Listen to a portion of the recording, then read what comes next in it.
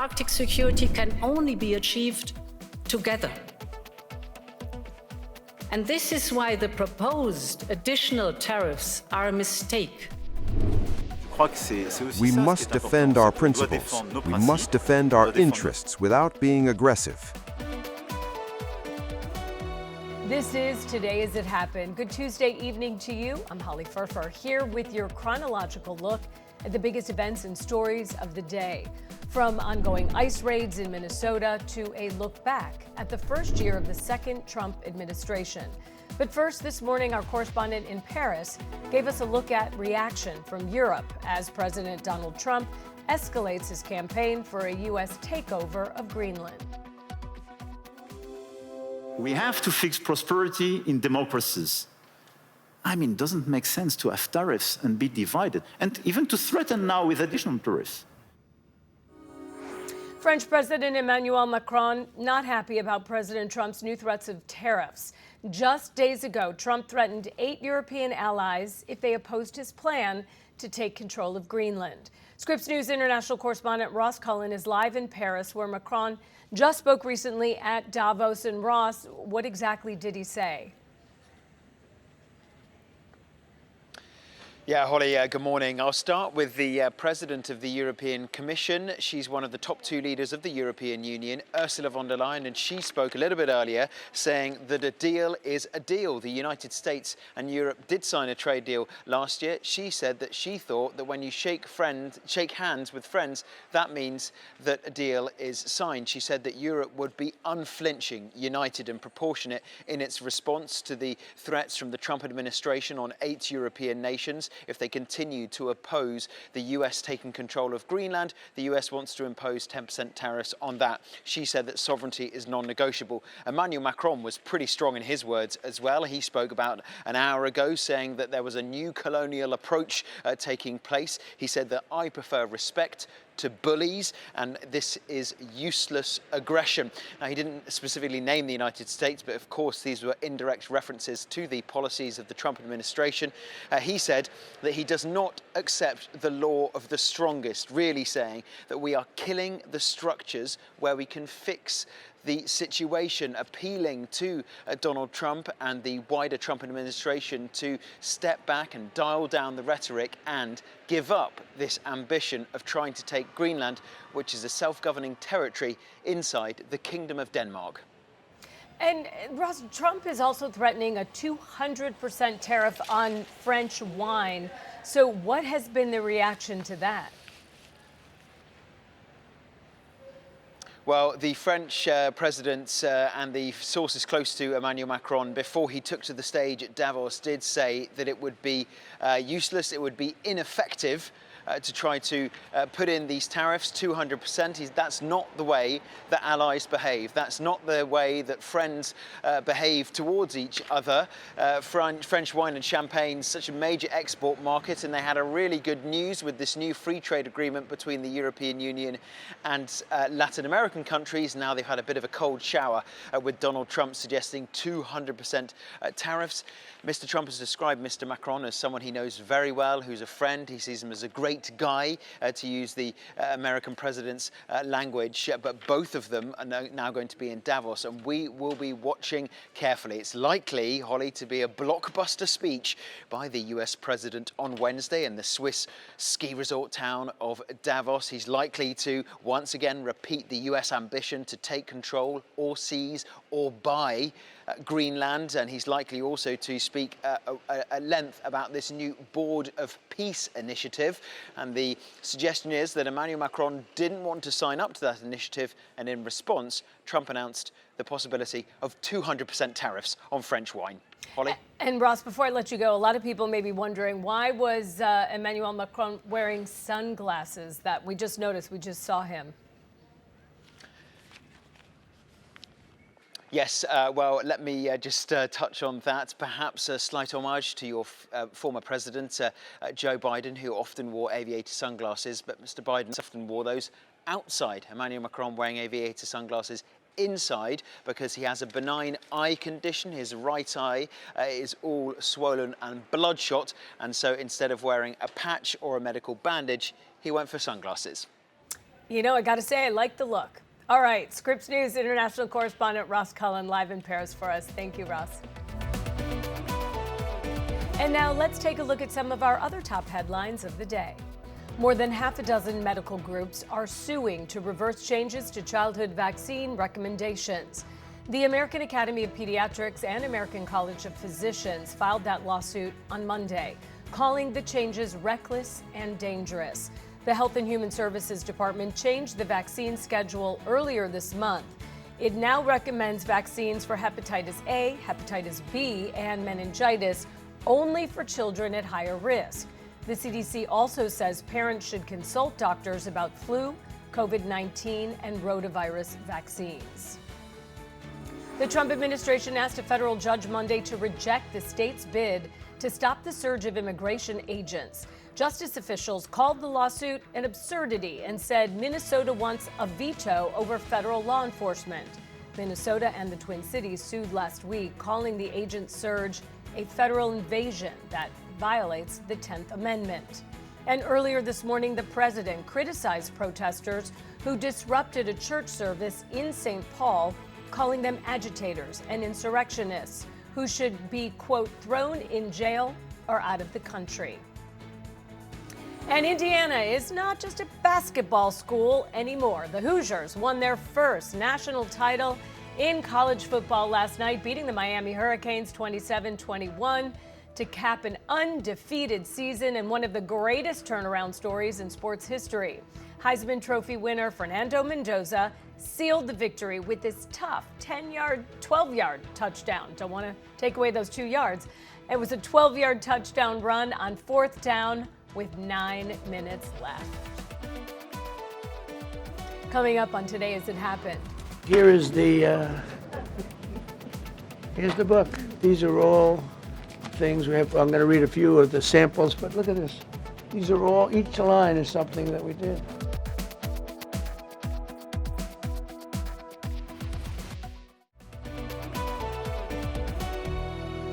Welcome back to Today As It Happened. Let's check back in on our daily briefing of the day's top stories. The Constitution of the United States. The Constitution of the United States. So help me God. So help me God. Congratulations, Mr. President. Today marks 1 year since Donald Trump was sworn in as president for a second term. Trump and his administration hit the ground running, rolling out a long list of executive orders, including the ending of DEI initiatives. And on the same day, he pardoned 1,500 January 6th rioters. Their crimes range from disorderly conduct to assault on law enforcement.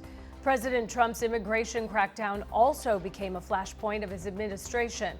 Homeland Security says more than 600,000 people have been deported since Trump took office. Do not talk to them! Do not talk to them! ICE agents in St. Paul, Minnesota were captured on camera removing a man from his home at gunpoint in his underwear in below freezing conditions. According to the Associated Press, the man, Chong Lee Scott Tao, is a U.S. citizen. He says the agents broke down his door and detained him without showing a warrant. Tao says agents later brought him back to his home after realizing he was a U.S. citizen with no criminal record. Homeland Security described the ICE operation at Tao's home as a targeted operation, seeking 2 convicted sex offenders, but they did not say why they thought those sex offenders were inside his home. And today marks 1 year since the largest measles outbreak in the U.S. in decades. Since then, new measles cases have shown up in places across U.S. every week. More than 2,200 cases were reported in 2025. Large outbreaks in South Carolina and the Utah-Arizona border region are still growing, with the majority of cases among people who are not fully vaccinated. Health experts warn the U.S. could lose its measles elimination status that it has held since the year 2000. About a week ago, President Trump called on the credit card industry to put a 10% cap on interest rates, and he told them they had until today, January 20th, to comply. Now, President Trump can't legally change credit card rates, but if it happens, it could save Americans billions on interest per year. Scripps News Washington correspondent Stephanie Liebergen joins us now live from our D.C. newsroom. And Steph, what's the reaction been like? Have companies listened to Trump's demands? Hey, Holly, good afternoon. Well, this idea is certainly opposed by the major banks in the country. The leader of JPMorgan Chase said he'd be willing to fight this 10% cap with all of their resources. Citibank said it's not something they'd support. Bank of America said a limit like this would put limitations on who could get approved for a credit card or how much people's credit card limits would be. Now, this idea that's been promoted by the president, it's important to note that the president is only promoting this idea for 1 year. So it would be a 1 year temporary 10% cap on credit card interest rates. And it's likely an attempt by the president to help with affordability issues. I think that people that are paying 28% interest should be protected. We're talking about for a 1 year period, but when you have a bank, whether it's Jamie Dimon or anybody else, charging people 28, 32%, 30%, 31%, one case 35%, no, I'll help those people. It's a 1 year 10%. Let the people have a break. As you noted, Holly, the president does not control interest rates. There's no executive order that he can sign that would force the banks to comply. There's another key element, though, of this. The White House hasn't shared any specific consequences for banks that don't lower their interest rates by today. But there could be a reason. It doesn't look like the major banks are going to comply, but some banks might want to comply with this 10% limit as a way to kind of stay out of the president's crosshairs and stay on his good side. And Steph, how would a change like this likely impact everyday Americans? So about 75–80% of Americans have at least one credit card, and there are more Americans that are relying on credit cards for spending, but a growing number of people, unfortunately, are not paying off their balance every month, and that's when the interest rates become part of the calculation. So let's take a look. 47% of American credit card holders have a balance on their credit card. That means they haven't paid it off for at least 1 month. 61% of those people who have a credit card balance, they've had that balance for more than a year. And 22% of those people don't think they will ever pay off their credit card debt. So what is getting Americans in debt? Well, right now they're saying it's day-to-day expenses, groceries, childcare, things like that. And if you look at these other categories, there's emergency expenses of what people are putting on their credit cards. And there's a variety of categories you see here that was asked about by Bankrate. You're talking about medical bills, car repair bills, home repairs, other types of emergencies. That is what people are putting on their credit card, and that is why they are not able to pay off their balance at the end of the month. So Vanderbilt did a study that showed a 10% rate on a 10% interest rate limit on credit cards could save Americans $100 billion in just 1 year. But it's important to note this is highly unlikely to happen. The banks are likely not going to comply. So Americans, if they're interested in trying to avoid the impact of high interest rates, the only real option is to try to work to pay off that balance on your credit card every month, Holly. Startling numbers there. Scripps News Washington correspondent Stephanie Liebergen live for us. Thanks, Steph. We'll be right back with more of today's top stories on Today as It Happened.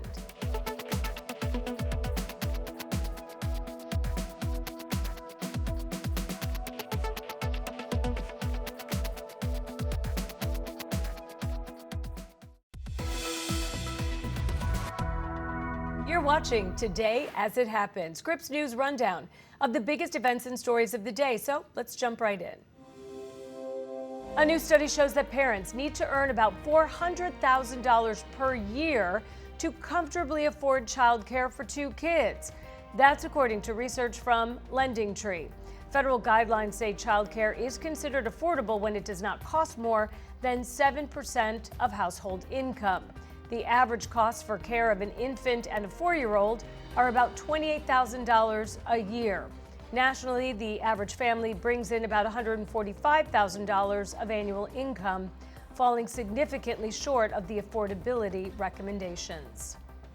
Congress has reached a deal to fund the vast majority of the federal government ahead of the January 30th shutdown deadline. Now, that funding includes money for the Department of Homeland Security and ICE. Scripps News congressional correspondent Nathaniel Reed live on Capitol Hill for us. And Nate, a government shutdown now looking less likely, but there are some serious compromises on funding for ICE and immigration enforcement. So what's the latest there? Yeah, Holly, we were talking about those all last week, just the concerns that Democrats had about the funding for immigration and customs enforcement, certain safeguards that they were looking to put in place, guidelines on ICE's ability to use some of its funding, putting restrictions on ICE's use of force and ability to conduct its operations. And the reality is Democrats were not able to get a large number of those proposals into this final funding package, but they're still hailing this as a win. I want to just note what is in this package. In 2026, there is no increase in funding for ICE over 2025 levels. That being said, there was a whole lot of money for them in the One Big Beautiful Bill Act of 2026, and I'll get into that in a moment. The bill does include an additional $20 million for body cameras for both Immigration and Customs Enforcement and Customs and Border Patrol officers to wear. Also, mandatory de-escalation training for ICE and Customs Border Patrol officers. Also, the requirement that the Department of Homeland Security allows Congress to conduct oversight of the way that One Big Beautiful Bill Act funds are spent. And that's notable because of a situation we saw a couple weeks ago where Homeland Security Secretary Kristi Noem had effectively sent a memo to lawmakers saying that some of the money that was given under Trump's Big Beautiful Bill Act could not be used rather, Congress couldn't conduct oversight of certain facilities if they were funded through that act. What this bill does, this funding bill does, is it closes that loophole, meaning that lawmakers are now able to conduct oversight of money that was included in that One Big Beautiful Bill Act. And it's worth noting Democratic leaders applauding this funding deal, which of course still needs the approval of both the House of Representatives and the Senate and a bipartisan majority in both chambers. But Senator Patty Murray, the Democrat vice chair of the Appropriations Committee, I want to just note the statement she put out, which said in part, quote, "There is much more we must do to rein in DHS," meaning the Department of Homeland Security, "which I will continue to press for, but the hard truth is that Democrats must win political power to enact the kind of accountability we need." Certainly, a lot of these immigration raids that we've seen playing all out across the country, especially Minneapolis, those are likely going to be central to Democrats' messaging, and this is about as close as you can get to a sitting member of congressional leadership effectively saying just that this is going to be a major issue in the midterm election. So the reality is lawmakers were able to reach an agreement in principle on paper. The question is, will individual rank-and-file Democrats, many of whom have expressed concerns in recent weeks about what we've seen happening in Minneapolis and cities across the nation with immigrations and customs enforcement officers conducting these kind of spectacle enforcement episodes, the question is, will some individual rank-and-file Democrats, will enough individual rank-and-file Democrats vote with Republicans to approve this funding? At this point, it seems likely that they will be able to do so. But granted, I'm making that statement, Holly, before lawmakers are really back and have come back to Washington this week and next to react to this package. So the reality is, it seems like a government shutdown is now looking less likely, that they've reached these bipartisan agreements. The problem is there's no guarantee that all Democratic and Republican members are going to like what their leadership has negotiated for them. So basically, the big asterisk is, certainly things could change. We are definitely looking less likely to having a government shutdown, which, at one point, the end of last year, after the longest government shutdown ever in American history, really seemed like a real possibility. Just a reminder, Holly, that government shutdown deadline to get the government fully funded, January 30th. If not, we could be in a partial shutdown on January 31st. I mean, we're just under 2 weeks away. Is there a plan B? Say this does not pass. Has there been anything else bantered around that could potentially be a plan B if this doesn't get through both houses? Well, we're talking about full year funding, so the goal here to try and fund the government until the end of September this year, 2026. So Plan B would possibly be a shorter term bill, something just a stopgap, but give members of Congress another couple of weeks or another month to try and work out a longer term solution if these funding bills fail.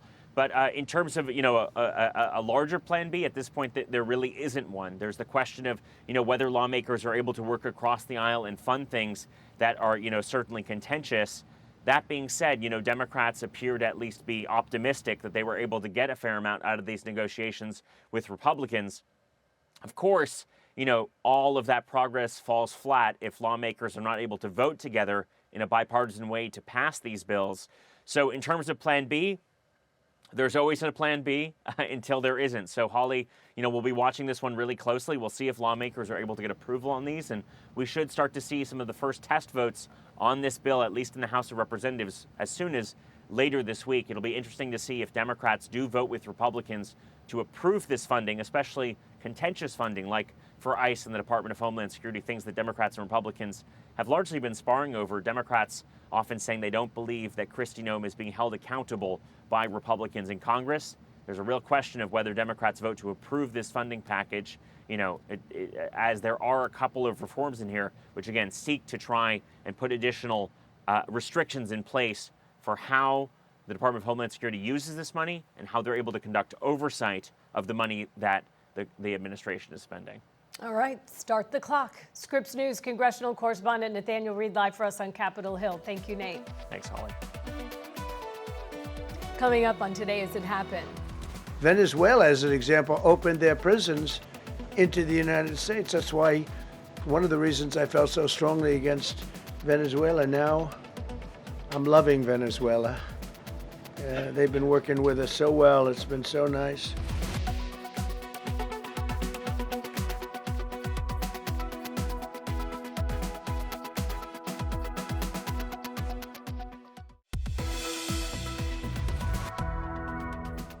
We're glad you're back with Today as It Happened. I'm Holly Furfer here with your daily rundown of today's top stories. Well, I've done more for NATO than anybody, and I see all this stuff, but NATO has to treat us fairly, too. The big fear I have with NATO is we spend tremendous amounts of money with NATO, and I know we'll come to their rescue, but I just really do question whether or not they'll come to ours. White House press briefing just ending. The president making an appearance in person, marking the 1 year mark since he took his office for his second term. Speaking for more than an hour in an appearance that touched on a number of topics, everything from immigration and ICE in Minnesota to his desire to obtain Greenland. We have team coverage from Washington, D.C. Our White House correspondent Haley Bull is inside the briefing room. You might have seen her just moments ago. Our political director, Andrew Rafferty, is with me in studio. Also standing by right now, our tech and economics correspondent, Maura Barrett, and Katia Tubman is keeping tabs on all things immigration. Raf, I'll begin with you. As he was speaking, I was thinking about Ronald Reagan, to tell you the truth. Yeah. And not necessarily because everybody keeps saying it's the Clinton thing, it's the economy. But the question came up during the Reagan campaign, are you better off now than you were 4 years ago? People might be asking, am I better off now than I was 1 year ago? Yeah, and I think that was a recurrent theme. And look, you pointed out that this thing lasted almost more than 90 minutes. Yeah. There was a lot of topics that he hit on, which we know the president is known to do. It was a lot of stuff that we had already heard if you were somebody who pays attention to his public comments on Air Force One, talking to reporters. But no doubt that ostensibly the main theme was that the economy now is in a much better place than it was 1 year ago on Inauguration Day. But we know that a lot of Americans aren't feeling that. And you can see it in the polling, and I think some of the reporters in that room tried to work to get to that. This idea that inflation has gone down, it's gone down nominally, and you can see the stock market reacting today, not just to what we just heard, but to a whole host of diplomatic issues as well as economic ones. Unemployment in this time has gone up. It's hard for this Trump administration to make that case that it is noticeably better for Americans, especially considering that the economy was one of his strongest issues in the 2024 campaign. On top of that, immigration, obviously a huge topic, and his approval rating on that has also gone down rather significantly, not because of what's been done at the southern border, but because of the images like we saw out of Minnesota. Maura Barrett, as he was speaking, in fact, I made note of it. At 2:04 exactly, he said, the stock market is doing better now than it ever has. The market at that point in time was down more than 800 points. It was a split screen moment that they really can't predict.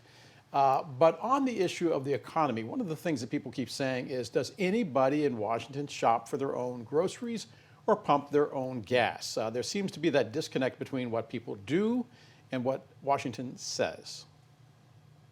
Right, a big difference from what people are saying in D.C. versus what Americans are feeling across the country. Andrew mentioned recent polling kind of calling that out specifically. We know from a new AP poll today, 6 in 10 Americans say that President Trump has hurt the cost of living. Republicans specifically responding in that survey saying that they're not seeing what they voted for. The economy obviously had been the single most important issue for a bulk of voters going into last year's election. And to your point about the stock market, the Dow dropping about 850 points upon last checking, the S&P 500 heading for what could be the worst drop in 3 months. And I think what's notable to call out here is, especially as we talked about on Monday and over the weekend, the threat of tariffs against our NATO, the U.S.'s NATO allies.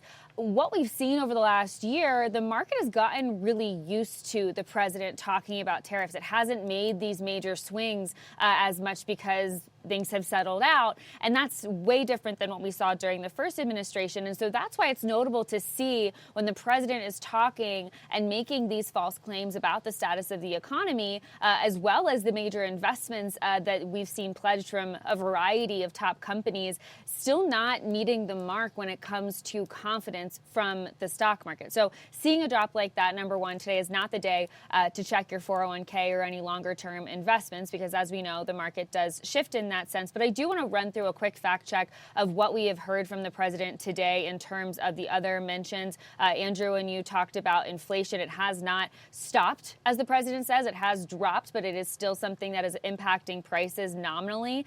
We know that tariffs have been a big driver of that inflation, and what the Federal Reserve Chair had cited as the reason for not cutting interest rates in the first year until kind of 2/3 of the way through the year that we saw. And a new study out yesterday found that Americans themselves are the ones footing the bill for 96% of the U.S. tariff costs. Foreign exporters are absorbing just 4% of those costs, despite the president saying that foreign producers are the ones paying for that. And a new report out today from the Democrats on the Senate's Joint Economic Committee found that U.S. families actually paid $1,600 more last year because of inflation. That's in tandem with the fact that consumer prices, whether it's your rent, your utilities, most groceries, have all gone up. And so in terms of that point you made in the day-to-day living, despite some broader terms about the economy looking better, broadly for the average everyday American who looks at their kitchen table and if they can pay their bills, they're not seeing that improvement that the president is talking about, Del.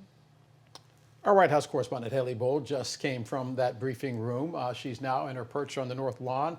Haley, this was about messaging. The White House saying that they believe that their economic message is not reaching America. Did they succeed with the president himself at the podium as opposed to the press secretary?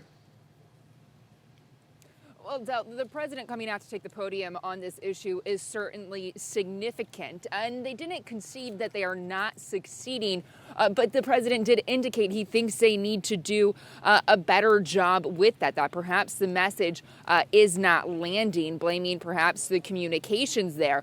But he dismissed the notion that it is not landing entirely, trying to stress what we have heard him stress very frequently before, that they have inherited a mess, that they are fixing it, placing the blame on the previous Biden administration. And that is significant as we are seeing still great concerns, according to the polling from Americans, when it comes to how they are feeling about the economy. We do expect to hear the president tout more of his accomplishments when he heads to Davos. But it was significant that when he took the podium here, as he gets ready to head abroad, his focus was largely on going through a laundry list of items he views as accomplishments in his administration, not only when it comes to the economy, but also when it comes to his immigration and border policies. We have seen him call for focusing more on criminals, he says, that are being arrested. And we saw him come out to the podium to start all of this, Del, holding up photo by photo of individuals alleged to have committed crimes. This is something that is not a new tactic for the White House. They have frequently put pictures of people on the lawn behind us. They have brought them to the podium. But this time the president came to do it himself, underscoring that as well. So certainly it's significant when you look at the messaging the White House is pushing on this 1-year mark of President Trump's second term. Our White House correspondent, Haley Bull.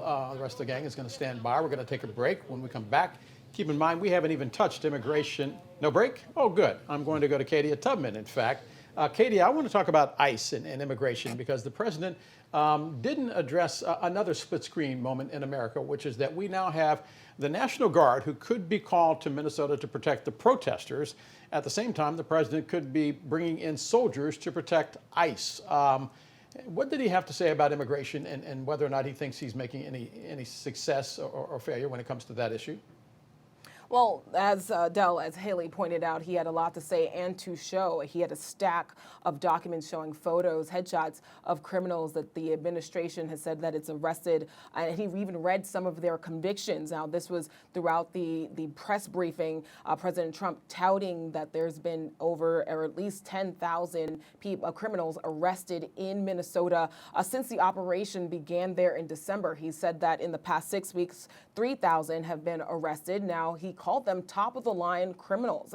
And this is obviously to the point of the administration doubling down on its narrative that it's going after the most violent, the very violent of criminals out there who've entered the country illegally, even amid growing disapproval of the immigration crackdown coming from its administration, as Andrew has pointed out. Now, amid all of this, I would be remiss to point out that this battle between Minnesota is escalating and has escalated as of today, that during the press briefing, we saw multiple outlets reporting that the DOJ sent grand jury subpoenas to Minnesota Democrats, that's including Governor Tim Walz, Attorney General Keith Ellison, as well as mayors of Minneapolis and St. Paul. They responded saying that they are not, the subpoenas aren't for them exactly, particularly or personally, rather they are seeking documents and records as part of a broader investigation into whether the leaders and officials in Minnesota have been impeding or obstructing federal law enforcement when it comes to the operations in Minnesota. And we're hearing statements coming out from the Attorney General, from the mayor, all saying that this is a tactic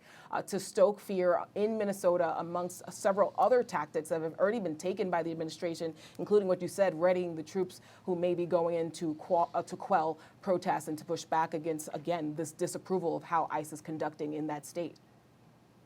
Raf, as you indicated, the market's not only responding to what the president had to say about the economy, but also the situation in Greenland. As it was reported during the news conference, people in Greenland do not want the United States to come into their country. They don't want to be part of the United States. The markets earlier this morning spooked by that.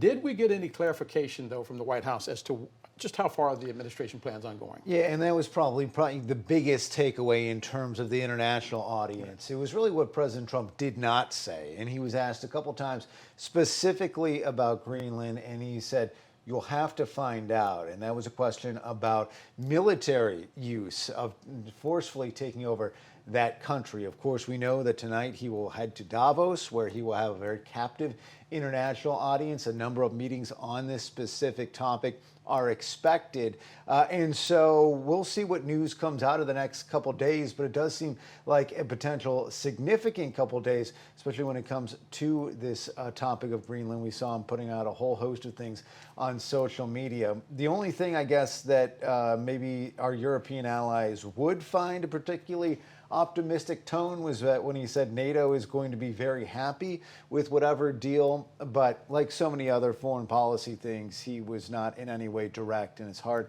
You're really kind of reading tea leaves, trying to guess what he actually means. It's unclear if he has a real clear understanding of what the next steps are for the United States, but no doubt he is talking to NATO leaders, to European leaders about this very topic, and hopes to find some sort of solution that involves more U.S. involvement there. Haley Bull, on that issue of NATO, the president saying with regards to Emmanuel Macron that he likes Emmanuel Macron, but when he was asked whether or not the U.S. is still committed to NATO, I'm curious your take on what seemed to be almost a non-committal answer.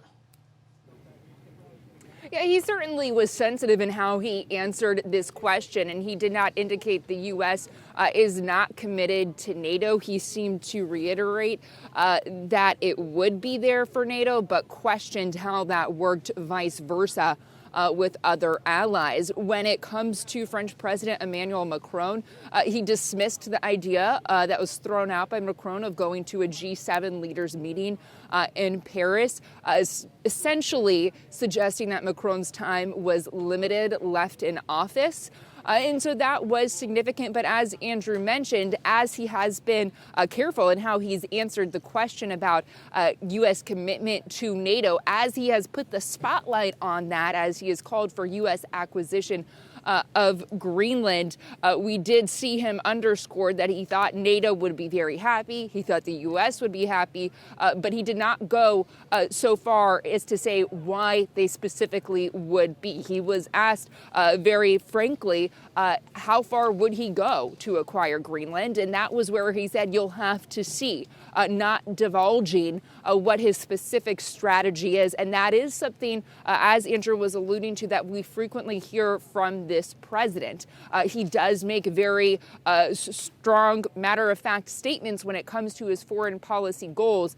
But how he gets there, he is careful to dance around that at times. And we are definitely seeing that when it comes with how he is approaching Greenland, though he has been very frank that he believes it is for a national security reason, but dismissing some of the concerns that have been brought up, even as we are seeing concerns and pressure from U.S. allies, European allies in particular, over this matter. Our White House correspondent Haley Bole for us live on the North Lawn. The president speaking, as Raf pointed out, close to 2 hours, to tell you the truth. As he was touting the economy, there was yet that split-screen moment again, saying the stock market was the best it has ever been at that precise time. The market was down more than 800 points. It continues to be down more than 700 points. I believe it's close to 800 points even as we speak. The president hitting all the topics, political, economic, domestic, as well as the fallout from those ICE raids in Minnesota, and international, as we continue to assess the fallout from Trump's ambitions in Greenland. We'll be right back to continue our rundown of today's top stories on Today as It Happened.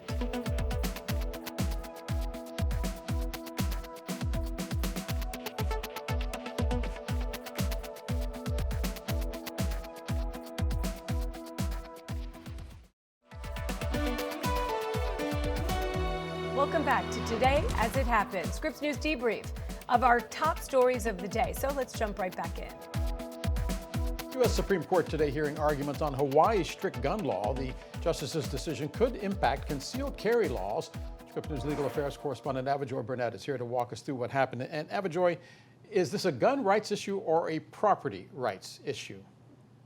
That is the main question that came up today repeatedly, especially from justices on the liberal wing. This is a case that comes to us out of the state of Hawaii. And in 2023, the state of Hawaii passed a law which prohibits people who have concealed carry permits from carrying their weapons onto private properties that are open to the public. An example of a private property that's open to the public is a store, for example. And Hawaii passed this law, but there were some gun rights advocates who believe it is unconstitutional, so they sued the state, and it's now made its way all the way up to the U.S. Supreme Court. And one of the things that some of the justices were grappling with earlier today is whether this should be considered a property rights issue, where these property owners have the right to say, you're not allowed to bring this weapon onto my property without my written consent, or should this be a gun rights issue? And I want you to take a listen to this back and forth between Justice Ketanji Brown Jackson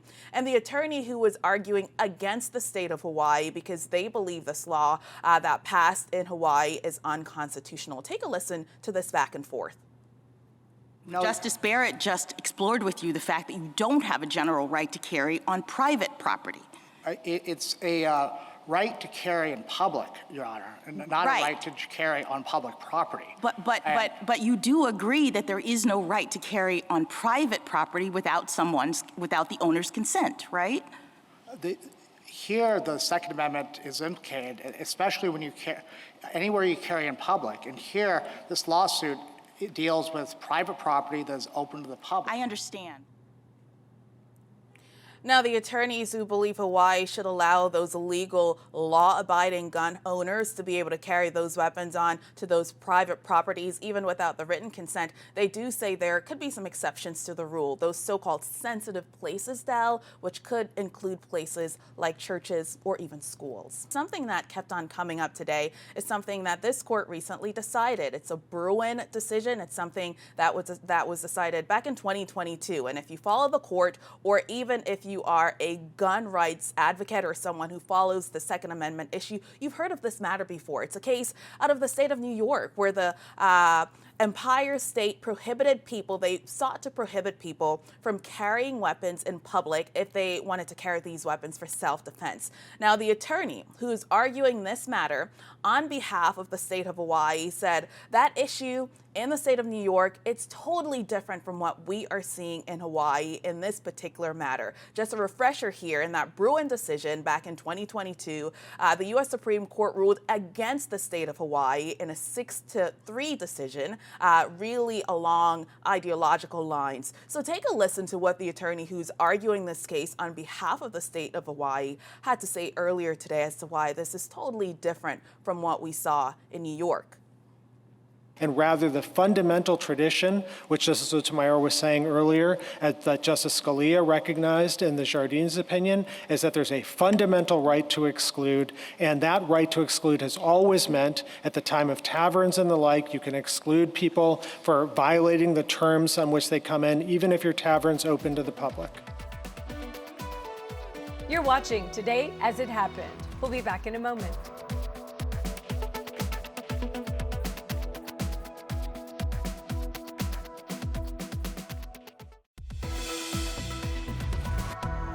Speaker Mike Johnson has given an unprecedented address to Parliament behind me here in London. He was invited here some time ago by the UK Speaker of the House of Commons, Lindsay Hoyle, to mark the 250th anniversary of independence from Britain. But his visit and his speech took on an added significance given the fact that in recent days President Trump has threatened tariffs against the UK over its position on Greenland, and has also lashed out at the UK's deal with Mauritius on the Chagos Islands, which he says is stupid, and he also says is a sign of weakness on the part of the UK. Well, Speaker Johnson insisted that he's here partly now to calm the waters, and said that he believes that the special relationship between the US and the United Kingdom is something that can endure in the years ahead, as it has done in the years gone by. As I say, this was a first address to Parliament by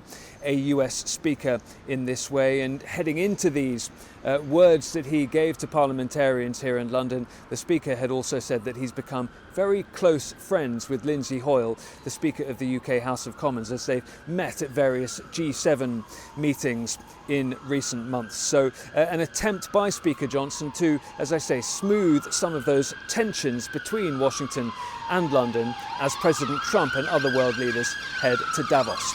Ollie Barrett, Scripps News Group, London. Thank you for joining us on Today as It Happened. I'm Holly Furfer. We hope you have a great Tuesday night.